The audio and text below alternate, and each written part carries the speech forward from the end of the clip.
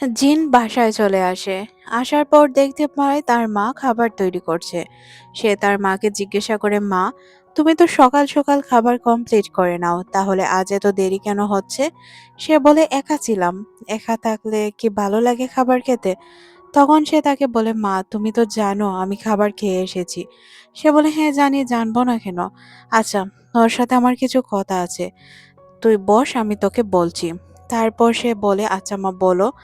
তখন সে জিজ্ঞাসা করে, আচ্ছা, লিন কি সবসময় এই পেশায় থাকবে, নাকি সে ডক্টরি পেশায় আবারও চলে যাবে? তখন জিন বলে, মা, ঘটনা হচ্ছে সে এই পেশায় থাকতে চাচ্ছে না। সে চাচ্ছে তার ডক্টরি পেশাকে আবারও গ্রহণ করে নিতে। কিন্তু এখন ঘটনা হচ্ছে তার বিজনেস অনেক লসের দিকে যাচ্ছে। তার নানার যে তাকে শেয়ারগুলো দিয়েছে, ওই শেয়ারগুলোকে সে একটু বাড়াতে চায়, সবকিছুকে কমপ্লিট করতে চায়। কমপ্লিট করার পর হয়তো সে আবারও তার ডক্টরি পেশায় চলে যাবে। তখন সে বলে, এটা ভালোই হবে। জিনের মা বলে, লিন আসলেই অনেক ভালো ছেলে। যখন আমি ট্রিপে ছিলাম তার কথাবার্তায় আমার মন অনেকটাই পরিবর্তন হয়েছে। আমি সবসময় ভালো একটি হাউস ওয়াইফ হওয়ার চেষ্টা করতাম। এর আগে আমার বিজনেস ছিল, কিন্তু ভাবছিলাম হয়তো স্বামীর সাথে ভালোভাবে সংসার পাতবো, নিজের ব্যবসাকে ছেড়ে দিব। তাই ব্যবসা ছেড়ে দিয়ে তোর বাবার সাথে সংসার শুরু করি। আর তুইও জন্ম নিস। তারপর তো তোর বাবা আবারও পরিবর্তন হয়ে যায়, তার এক্স গার্লফ্রেন্ডের কাছে চলে যায়। তারপর আমি একা হয়ে যাই। মানে ওই সময় আমার মন মানসিকতা ভেঙে যায়। আর যখন আমার আবার লিয়ের সাথে দেখা হয়, তোর আর তার বিজনেস প্ল্যানগুলো আমি দেখি, তখন আমার অনেক ভালো লাগতে শুরু করে। মনে মনে ভাবি নিজেকে আবারও তৈরি করব, নিজের ব্যবসাকে দাঁড় করাবো, নিজেকে প্রতিষ্ঠিত করব। তখন সে বলে, আচ্ছা মা, এটা আমিও তোমার জন্য চাই। তুমি যেহেতু নিজের জন্য ভালো কিছু চিন্তা করছো, এটা করাই উচিত। আমি তোমাকে সাহায্য করব, সবসময় তোমার পাশে আছি। এই বিষয়গুলো নিয়ে তোমাকে চিন্তা করতে হবে না। তখন তার মা তাকে বলে, তাহলে এই বিষয়ে একটি পার্টি হয়ে যাক, তুই আর আমি মিলে রাতের খাবার খাই। তখন সে বলে, এত রাতে? মা বলে, হ্যাঁ, একদিন খেলে কিছু হবে না, আর আমার স্বাস্থ্য এখন ভালো আছে। তখন সে তার মাকে জড়িয়ে ধরে আর অল দ্য বেস্ট জানায়, যাতে মা সবকিছু নতুন করে শুরু করতে পারে। আর তার মায়ের জীবনের কষ্টগুলো শোনার পর তারও অনেক বেশি খারাপ লাগে, কারণ তার মা তার লাইফে অনেক বেশি কষ্ট করেছে তার বাবার জন্য। হ্যাঁ, সে তার বাবাকে পছন্দ করে না, কিন্তু কিছু করার তো নেই। তার বাবা তো বাবাই, তাই না? পরদিন সকালের সিন দেখানো হয়। শেয়ার হোল্ডার মিটিং শুরু হয়ে যায়, আর নতুন নতুন শেয়ার হোল্ডার সিলেক্ট করা হয়েছিল। সবকিছুই নতুন করে করা হচ্ছিল। এদিকে আমাদের লিনকে দেখানো হয়, যে কিনা একটি মিটিং এ ছিল। জিন তার কাছে একটি ফাইল দেখানোর জন্য আসে। তারপর তারা দুইজন এই বিষয়টি নিয়ে কথা বলে। তাদের এই মিটিং শেষ করতে করতে রাত হয়ে যায়। দুইজন যখন বাহিরে যাবে, তখন অন্ধকারে লিন জিনকে এসে কিস করে বসে, আর তাকে জানায় তার সাথে সে ডিনারে যেতে চায়। তখন সে তাকে বলে যে আসলে আজ তো ডিনার সম্ভব হবে না, কারণ আমি আমার বান্ধবীদের সাথে ডিনার প্ল্যান করে রেখেছি। হোস্টেলে গিয়ে আমাকে তাদের সাথে খাবার খেতে হবে। তখন লিন এমনভাবে নাটক করে, যাকে দেখে মনে হচ্ছিল সে অনেক বেশি কষ্ট পেয়েছে, তার মন খারাপ হয়েছে। তবে জিন তাকে বুঝিয়ে বলে সে যাতে রাগ না করে, যার কারণে সে আর রাগ করে না। আর জিন চলে যায় তার বান্ধবীদের সাথে খাবার খেতে। খাবার খেতে খেতে তারা গল্প করছিল যে তারা এত বড় লোক সিওর গার্লফ্রেন্ডের সাথে লাঞ্চ করতে পারছে। অফিসে তারা অবশ্যই বেনিফিট পাবে। আর তাছাড়াও তাদের বান্ধবী তো একজন সিওকে বিয়ে করবে, সে তো কোটিপতি হয়ে যাবে। মানে তাকে নিয়ে সবাই মজা করছিল, ঠাট্টা করছিল। তখন সে একটি সত্য রিভিল করার কথা বলে। বলে, আসলে আমি তোমাদেরকে একটি কথা বলতে চাই। তোমরা তো একজন শেয়ার হোল্ডারকে চিনো, যে কিনা লিনের নানা। আর দ্বিতীয় জনকে কি তোমরা চেনো? চেনো না তো, তাই না? দ্বিতীয় জন হচ্ছে আমার মা। এটা শোনার পর সবাই অবাক হয়ে যায় আর জিজ্ঞাসা করে, কি বলছো? তাহলে তো আমাদের কোটিপতি সিওর গার্লফ্রেন্ডের উপর ভরসা করতে হবে না, কারণ আমাদের বেস্ট ফ্রেন্ডই হচ্ছে আরেকজন সিও, বা সে অনেক কিছুরই পাওয়ার রাখে। তারপর আমরা দেখতে পাই সে তার বান্ধবীদের সাথে অনেক বেশি সময় কাটায়, কারণ সে এতদিন যাবৎ তাদেরকে মিথ্যে বলে এসেছিল। তার বান্ধবীরা তার জন্য অনেক বেশি খুশি হয় আর তাকে অল দ্য বেস্ট জানায়। কিন্তু হ্যাঁ, তারা কষ্ট পেয়েছিল কারণ সে তার ব্যাকগ্রাউন্ড লুকিয়েছে। সবাই মনে করতো জিন হয়তো একটি গরিব ঘরের মেয়ে, কিন্তু এখন তারা জানতে পারলো যে সে আসলেই অনেক ধনী ফ্যামিলির মেয়ে, আর সে নিজের কোম্পানিতেই জব করছে। লিন আর জিন মিলে প্ল্যান করে তারা একটি জায়গায় ঘুরতে যাবে। এখানে তাদের পরিচিত কিছু লোক আছে, তাদের সাথে দেখা করে আসবে। যাওয়ার আগে আমরা দেখতে পাই লিনের যে অ্যাসিস্ট্যান্ট ছিল বা শেফ, তাকে দিয়ে সে অনেক মজার মজার খাবার তৈরি করছিল, আর যেগুলো জিনের পছন্দ ছিল। তখন সে মুচকি হাসে কারণ সে তার জন্য হটপট রান্না করাচ্ছিল। তখনই তার বান্ধবী তাকে কল করে একটি বার্থডে পার্টির জন্য ইনভাইট করে। এটা আবার তারই বার্থডে পার্টি ছিল। তখন সে বলে আচ্ছা চলে আসবো। সিন পরিবর্তন হয়, আমাদের জিয়ানসুকে দেখানো হয়। জিয়ানসুদের কলিগদের কাছেও একটি কল আসে ওই পার্টির জন্য, কিন্তু জিয়ানসু না করে দেয়। বলে আমি তো পার্টিতে আসতে পারবো না, কারণ আমাদের কলিগদের সাথে আমাদের মিটিং রয়েছে। আর ওই দিন ক্রিসেরও বার্থডে ছিল, যার কারণে সে পার্টি অ্যাটেন্ড করতে নিষেধ করে দেয়। আর এই জন্য মূলত তার বন্ধুরা অনেক খুশি হয়। জিনও খুশি হয়, যেহেতু জিয়ানশো আসছে না তাই তার জন্য এটা ভালোই হবে। সিন চলে যায় ফ্ল্যাশব্যাকে, যখন তারা স্কুলে ছিল। এখানে দুই বান্ধবী অনেক বেশি ড্রিঙ্ক করে বসে, যার কারণে জিন তার মনের সব কথা বলে দেয়। সে জিয়ানসুকে পছন্দ করে, তবে তাদের ফ্যামিলি প্রবলেম হতে পারে, আর জিয়ানসু তাকে পছন্দ করে কিনা এই বিষয়ে সে জানে না। তাই এই বিষয়গুলো নিয়ে সে আর কথা বলতে চায় না। এটা ছিল তার অতীত। সিন পরিবর্তন হয়, আমরা লিনকে দেখতে পাই। ওই রিচার্জ প্রোগ্রামটি অ্যাটেন্ড করে, যেই প্রোগ্রামটি সে আগে থেকেই অ্যাটেন্ড করতে চেয়েছিল, আর যেই প্রোগ্রামটির জন্য সে ওই শহর থেকে এই শহরে এসেছে। তার প্রফেসরদের সাথে তার দেখা হয়। প্রফেসররা তার সাথে অনেক ভালোভাবেই কথা বলে। এই প্রফেসরগুলো যখন তার লাইফে ছিল তখন চেয়েছিল তাকে ব্লাইন্ড ডেটে পাঠানোর, কিন্তু সে কখনোই ব্লাইন্ড ডেটে যেতে চায়নি। একবার তো চলে গিয়েছিল, মেয়েকে রিজেক্ট করে পর্যন্ত চলে এসেছে। এই প্রফেসরগুলো তাকে অনেক বেশি রেসপেক্ট করত, সাথে স্নেহ করত।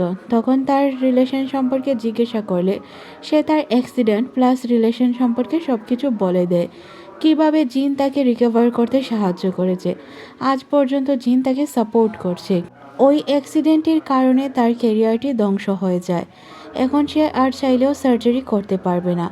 তখন তারা তাকে জানায় সে সার্জারি না করতে পারলে কি হয়েছে, সে রিসার্চের মাধ্যমে ব্রেইন নিয়ে মানুষকে অনেক কিছু জানাতে পারবে, তাই তার এটা করা উচিত।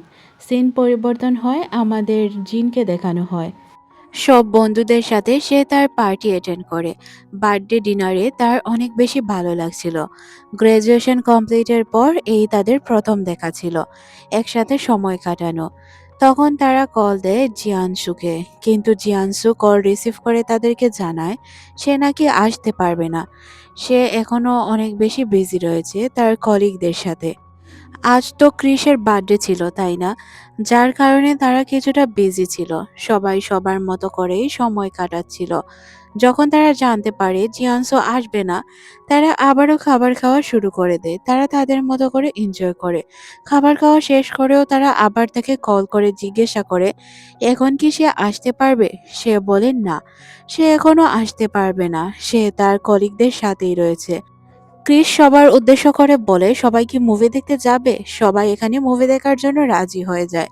সবাই ধীরে ধীরে হাঁটছিল যাতে ক্রিস আর জিয়ানসো একসাথে হাঁটতে পারে। জিয়ানসো আর ক্রিস একসাথে হাঁটছিল।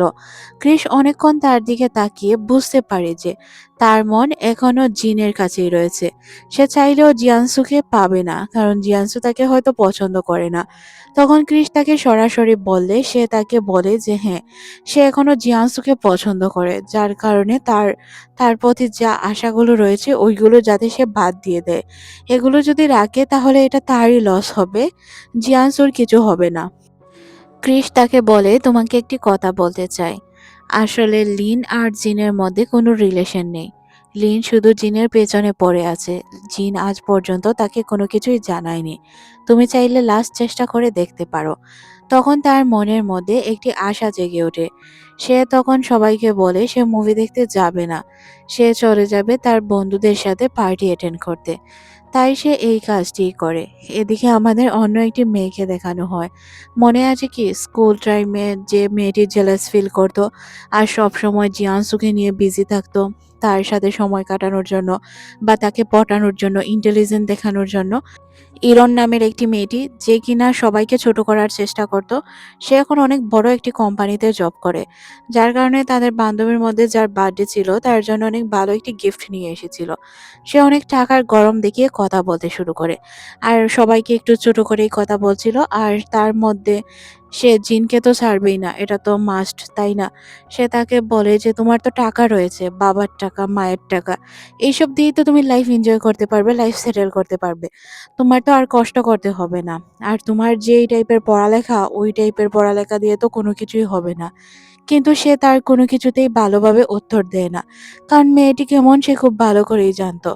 কলেজ টাইম থেকেই তার সাথে অনেক খারাপ আচরণ করে বেড়াতো সবসময়। আর তাকে ছোট করার জন্য বা জিয়াংশুর সাথে সে অনেক সময় গলাগলি করতো। আপনারা তা দেখেছেন। তারপরই আমরা জিয়ানসুকে দেখতে পাই যে কিনা রুমে চলে আসে আর সবার সাথে কথা বলে গিফট দেয়। তখন তার সব বন্ধুরা তাকে ড্রিঙ্ক করতে বলে। জিয়ানসুকে দেখে জিন আর কোনো কিছুই বলে না, সে শুধু টেক্সটের রিপ্লাই করছিল আর লিনের সাথে কথা বলছিল। এটা আবার তার ওই বদমাস বান্ধবীটি খেয়াল করে। এদিকে আমরা জিয়ানসুকে দেখতে পাই যে কিনা জিনের পছন্দ অনুযায়ী গান গায়, কিন্তু তার এইসবে কোনো মনোযোগ ছিল না, সে পাত্তাই দেয় না। সে তার মতো করেই লিনের সাথে টেক্সটে কথা বলছিল। তারপর সে সবাইকে উদ্দেশ্য করে বলে যে সে পার্টি থেকে চলে যাবে। পার্টি থেকে সে চলে যায়। সে যখন লিফটের কাছেই ছিল তখনই এখানে জিয়াংসু চলে আসে আর তাকে বলে যে আচ্ছা, আমি কি এখন আমার ফিলিংস কনফেস করতে পারবো? তখন সে বলে না, এখন কোনো সুযোগ নেই, আমি এখন লিনের সাথে রিলেশনে আছি। এই কথাগুলো কেন জানি না তার বিশ্বাস হয় না, সে এগুলো মানতেই চাচ্ছিল না। তখন সে তাকে বলতে শুরু করে, আসলে তুমি যখন অ্যাব্রড লেখাপড়ার জন্য চলে গিয়েছিলে, তখন আমি তোমার বাসায় যাই, তোমাকে খুঁজে পাই না। অনেক চেষ্টা করি তোমাকে খোঁজার।